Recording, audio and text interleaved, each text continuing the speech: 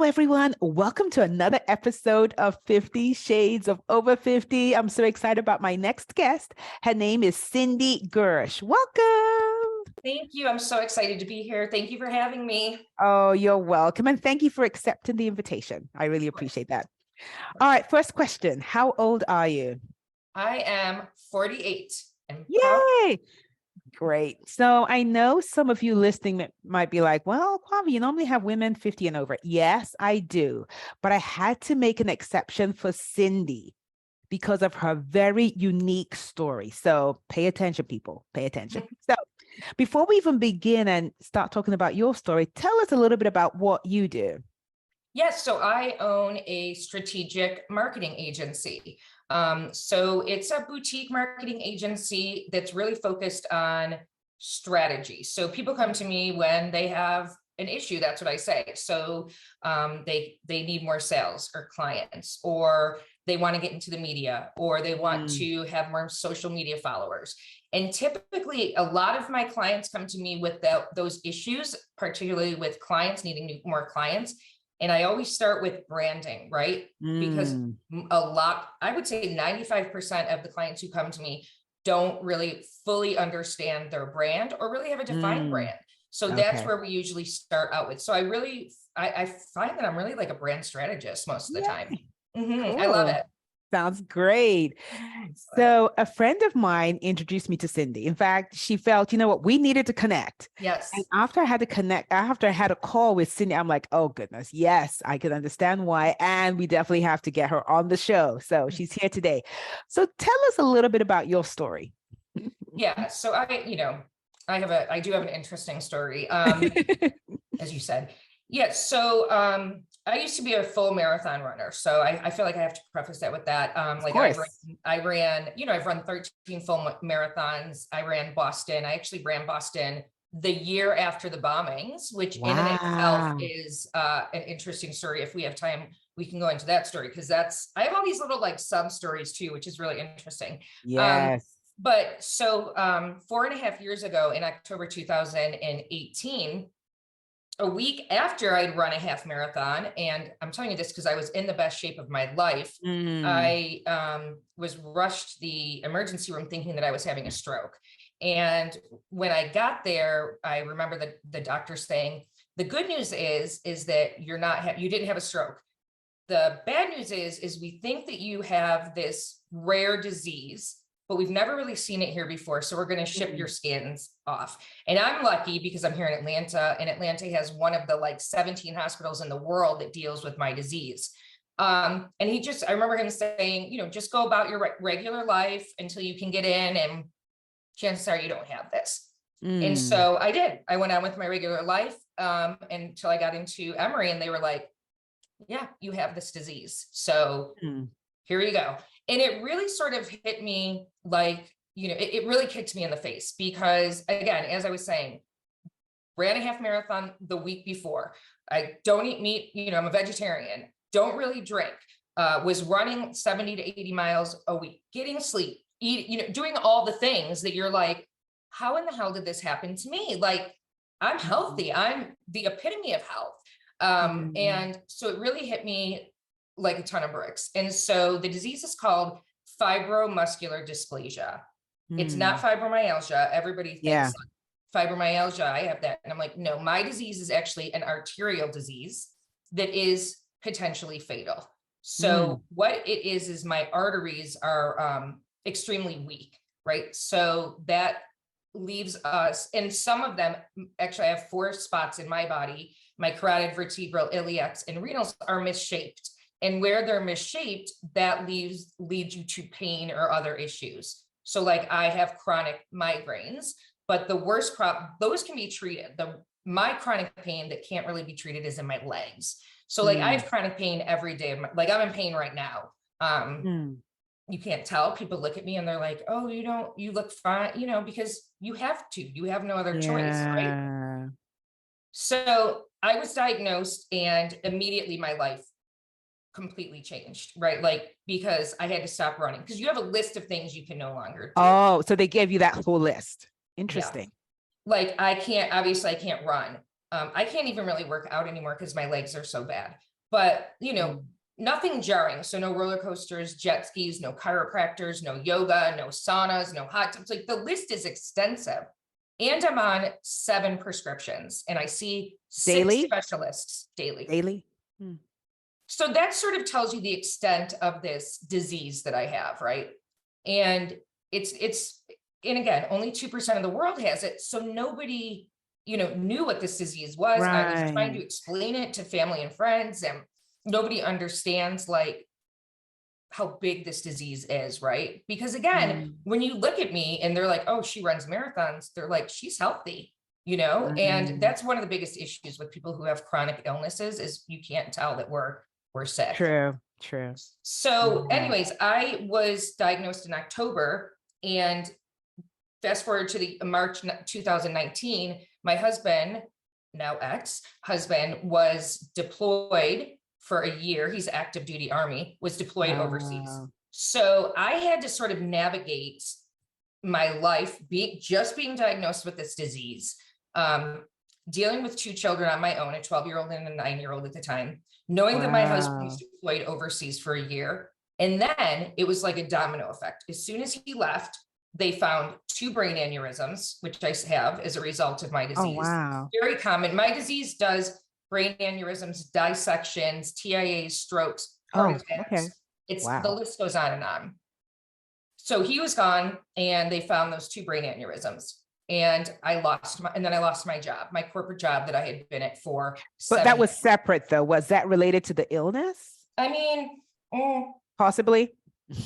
listen, I was part of a RIF. I was a reduction in force. So you take it how you want. I was on short-term disability. 2 days later, I was laid off as part of a reduction in force. Okay. Gotcha. So the timing really sucked. So, all of this happened, brain aneurysm. Mind you, I can't run anymore. So I have no outlet to sort of express myself and get this anxiety and everything. Right. Fear and because that's what I did. I ran. So I had no outlet really to get all of this anger and anxiety and fears out of me. So, and like I said, he was overseas, lost my job. And then out of nowhere, it's like 90% of my friends just left. They just like left. No reason. It was just like they all ghosted me. And that was really, really hard. In fact, that's one of the things that I still struggle with a lot, because I threw Kevin a deployment party like a month before I was diagnosed. And it was like a party. Like you can talk to our friend about it. She was there, and it was like fully catered, the whole thing. And I had 350 people at that party. Wow. And every person came up to me like, if you need anything when Kevin's gone, like, please, we're going to be here for you. We're going to start a meal train. We're going to do all the things. None of those people. Tell me though, that piece, because how did you cope with that piece, that relationship piece? To this day, it's still very difficult for me, because I wish that, like, an interviewer once asked me if I had something to say to them, what would I say? And this is the hardest part for me. I just want to know why. Like, why did you just ghost me? Like, if I did something wrong, I want to know so I can fix myself. And the truth is I know I did wrong things, because when Kevin was deployed and I had the 2 kids and I got the brain aneurysms and everything was happening at once, it was like, how much more can I take? Everybody's like, God gives you only as much as you can handle. Well, I had a lot. I was handling a lot. And the only way that I could cope with it was I started my best friend, Kim Crawford, which is Sauvignon Blanc. I started drinking every single day very heavily, like, because I didn't have a job and I did not know how else to cope with it. So I woke up with a mimosa in my hands and I went to bed with a martini in my hands. Not literally, but you understand. Correct. And I wasn't sleeping and I wasn't eating, and I got down to 95 pounds. Oh, so wow. I was an unhealthy, sick person, like, versus now where I'm a healthy sick person, like, you can be. It's interesting. I've never thought of that concept. Yeah. Like, and I was so unhealthy. And that was really where I hit rock bottom. Like, I felt like I had absolutely nothing in my life. Like, I had no friends, right? I had no job. I had this disease that was going to kill me, right? I was in chronic pain, which I still am in, and it's horrible if you have chronic pain. It's such a horrible thing to live with.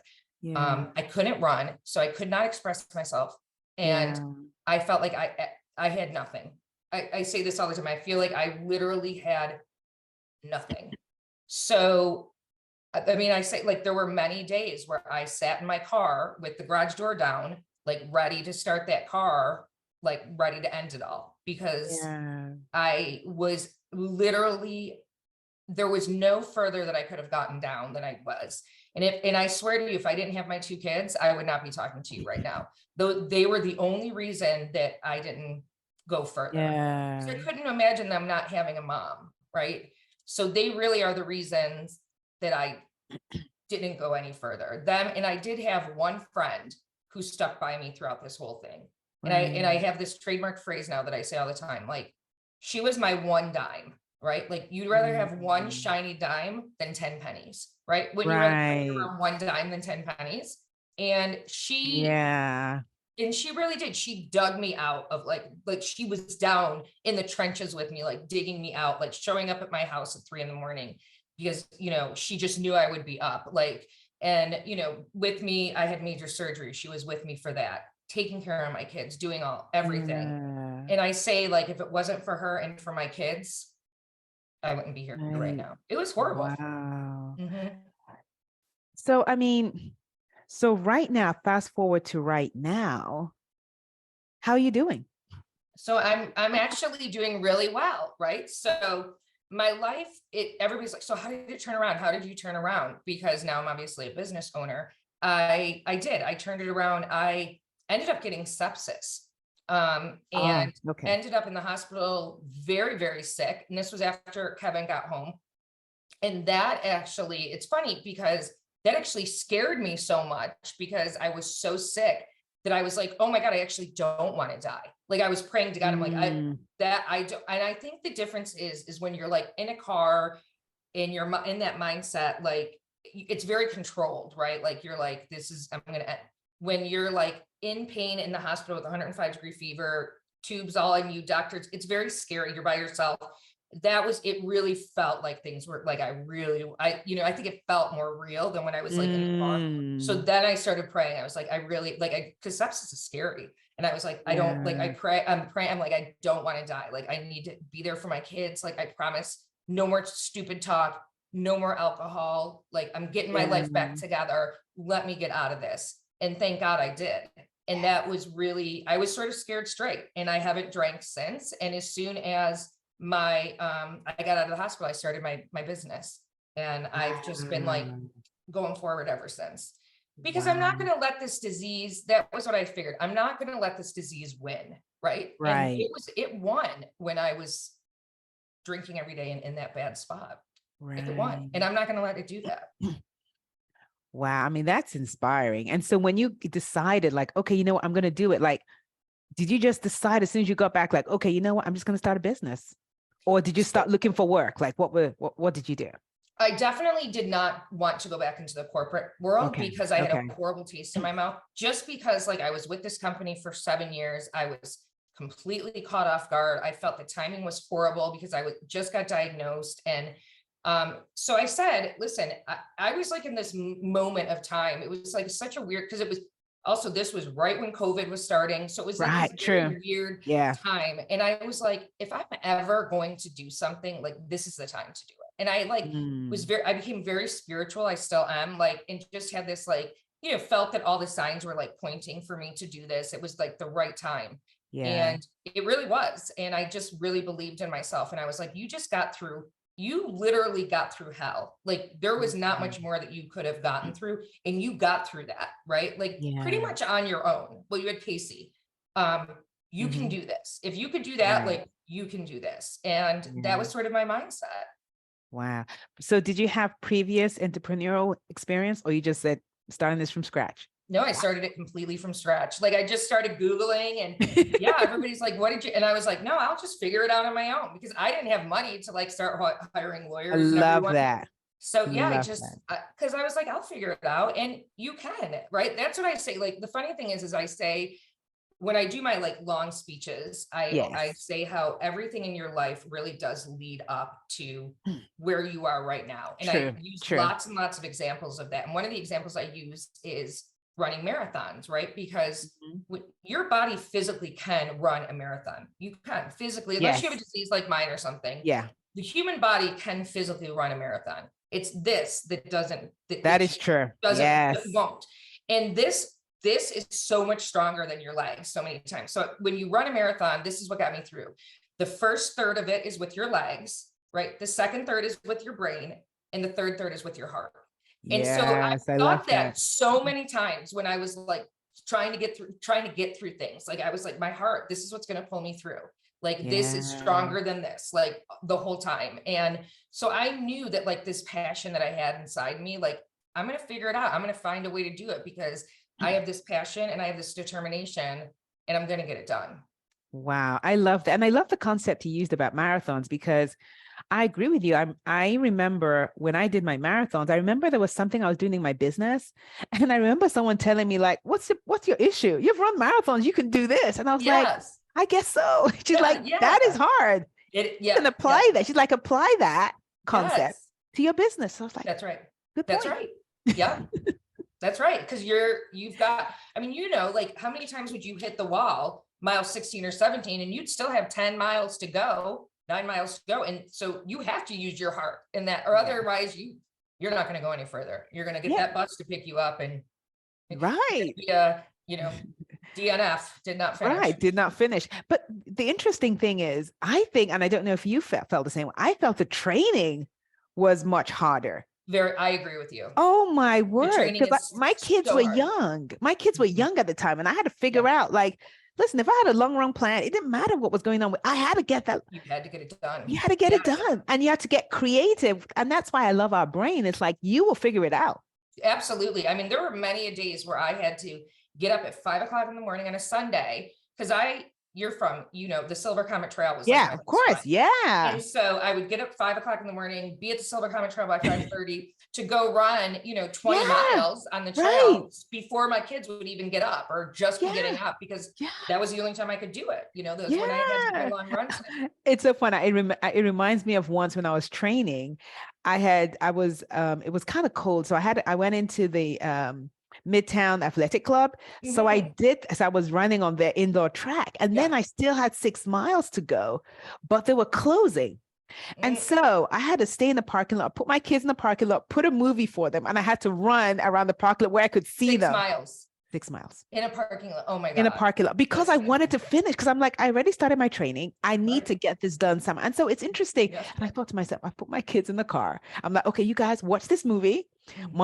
You're always going to see me because I'm going to be running around this parking lot. But it's interesting what we can do when we decide to really get creative. Absolutely. And that is, you know, I work with small businesses all the time. And that's what I say, like, you can do this. Your brain might not be in it right now, but think about why you started that small business. You are good at this. You have a passion for this. So, and sometimes it's easy to forget that when things aren't going. Oh yeah, for sure. So, you got to just remember, like, it's in your heart. Like, exactly. And I agree with you though. Sometimes we do forget because as women, think about all the things we've done, the amazing things we've done, especially if you're a mother. Like seriously, you've done some creative things along the way, things that you probably thought you couldn't do. Absolutely. Absolutely. You are not kidding. I mean, I remember when I was training, I ran marathons when I had my son was 3 months. So I was still like saying, so I had to like, you know, schedule time it was like, you know, you figure it out again, you figure it out somehow. We figure it out. Yeah. But it's interesting how we tend to forget that when it applies to us. Yes, we do. We do. You know, other people, we'll come up with all these creative ideas. And then for us, and that's one of the reasons why I'm doing this show is I want to remind women how amazing they are as humans and tap into that inner wisdom and experience that they already have to go after their dreams and desires, which sometimes they're like, oh, I don't think I can do that. I'm like, seriously? Yes, you can. I know. It's very hard, or it's very easy to forget that. And one of the reasons that I am so heavy on the speaking docket right now and doing podcasts and doing these discussions is because it's hard for women. It's extra super hard for women who have chronic illnesses. Because Right. we're gaslighted a lot. It's very hard Yes. to find job. And so I'm out here offering support, showing women, especially Yeah. women with chronic illnesses, like it can be done. Because a lot of Yeah. times women, in particular with chronic illnesses, can't work in the corporate world because it True. just doesn't work for them based because of their illness. So they have these, you know, creative minds, creative juices flowing, and they want to start their business. They just are scared or they don't know how to start it or whatnot. And I'm here to tell you, like, there are ways to do that. You can do that. And that's really like a big part of my marketing agency now as well. We're sort of shifting to help more, like, we call each other spoonies. I don't know if you've ever heard that, but No. people with chronic illnesses, we call each other spoonies because you only have a certain number of Interesting. spoons when you start out the day. And like when you shower, you get rid of one spoon. You see it, you know, how many spoons you have at the end of the day left. It's yeah. So I'm like here to help spoonies, like let them know, like, you can do it. Here's how you can do it. And because I feel like I know that there are so many chronic illness warriors out there who want to do it. They just don't know how to. Yeah. Well, that's such an important message that you're sharing. Yes. Because yeah, it's true, because like you said, like as a woman, it's difficult. Let's face it, it's challenging. And then when you have a chronic illness, it's like, so where do you fit in? And you have all these creative ideas and you're like, so where do I begin? How do I start? And so you're definitely filling that, you know, filling that space for them, like helping them decide and connect and do what they need to do so they can create successful businesses. Yes. You know. Yes, absolutely. Because there are so many, you know, I'm at all these discussion boards and all these groups with all these spoonies, and they're brilliant. You know, they're so brilliant, and they have these ideas that would help other chronic warriors that I would never even thought of. And, you know, it's like they have and I'm like, you've got to believe in yourself and think, you know, because it's hard sometimes when you have this disease, because you're used to being gaslighted, right? Or you're used to being like, I have to tell you, for 3 years, I knew something was wrong with my body. 3 years. I went to every single type of doctor there was, till finally the doctor was like, it's in your head. You have anxiety, depression. Wow. Yeah. And see, that's hard to deal with because you know that it isn't. You're like, absolutely. I know, so because that's how we act. But see, this is the issue with doing stuff like that, is you end up not listening to yourself anymore, because now you think, no, and then you stop believing, like, maybe it is in my head. Yep. Because they couldn't find anything, right? So they were like, it's got to be in her head. So, and that happens a lot with rare diseases, obviously, particularly. Yeah. So I'm trying to be a voice, right? Like I have a very loud voice, and I like to talk. Love it. I'm an Italian from New York, so, you know, I use that as an excuse. But yeah, so I love being the voice of, you know, these spoonies, chronic illness warriors, because someone has to be. They need a voice. So why not let it be me? Yeah, exactly. Why not? Yeah. Wow. I mean, I really, really love this. And so in conclusion, so if there's someone out there who has a chronic illness, what do you want to tell them? I want to tell, like, you can follow your dreams. Like, don't be afraid to follow your dreams. Like, just because you have a chronic illness, it seems like the world is stacked against you already, right? You've got days where you can't get out of bed. You feel horrible. You're fatigued, whatnot. Yeah, you've got a few things stacked against you, but you don't have the world stacked against you by any means. And there is support out there for you. And it's like, reach out to me. Come, like, I'm more than willing to help you. And like, there is support out there. I just want to make, like, because you also can feel, I felt very lonely when I hit rock bottom, very lonely. And I know that's also another issue with people who have chronic diseases, rare diseases. You feel very alone. And there's tons of discussion boards. There's tons of groups out there, no matter what your disease is. Google it, go to Facebook, Instagram. I'm telling you, there's TikTok, there's discussion boards all over. I guarantee no matter what disease you have, there's other people that are willing to talk to you about it. You're not alone. You're not alone. I love that. And so I'm going to share her information in the comment section, in the show notes, her what's it called, how to find her and all of that. So if you need to reach out to her and you want to, that information will be available. And you know what, I really, really thank you, because you educated me, because I'd never heard of, it's fibromuscular dysplasia. Yes. Okay. Yep. Very Never good. heard You of got it. it right too. Yeah, I was like, no, because when you said, I was like, I need it. I wrote it down. I was like, okay, when I mentioned it, I never heard of it before. And then now I know this term spoonies. I'm like, okay, because I do have friends who have chronic illnesses, and I'll just probably, I'm like, oh, I didn't know you guys use that term. And they're like, Yeah. oh, so, because it's always good to educate ourselves. And, for me, it's all about learning, like learning more, getting more, and also just showing compassion for each other.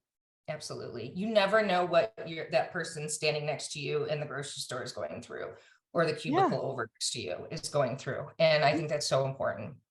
And you mentioned Compassion it goes a too. long way. Yeah. And you mentioned it. Sorry to interrupt, but you mentioned it too, that people with chronic illnesses, you might not even know. Like, look at what you're going through. People looking at you like, oh, she looks great. And they have no idea what you're going through daily. Yeah. Right. Yeah, exactly. So be nice to people. Like, I'm like, that's just be nice too. Yeah.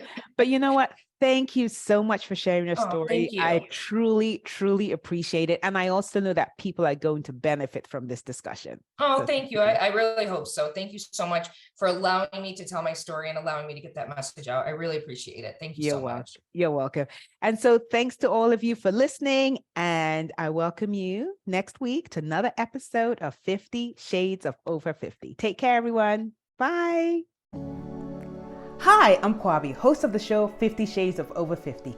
I help women in their 50s through 99 have the audacity to age boldly so they can experience better health, better relationships, and better careers than in their 20s and 30s, utilizing Japanese and Jewish ancient principles. If you'd like to learn more about how you can experience better health and relationships, visit my website, www.kwabi.com, for more details. I can't wait to hear from you.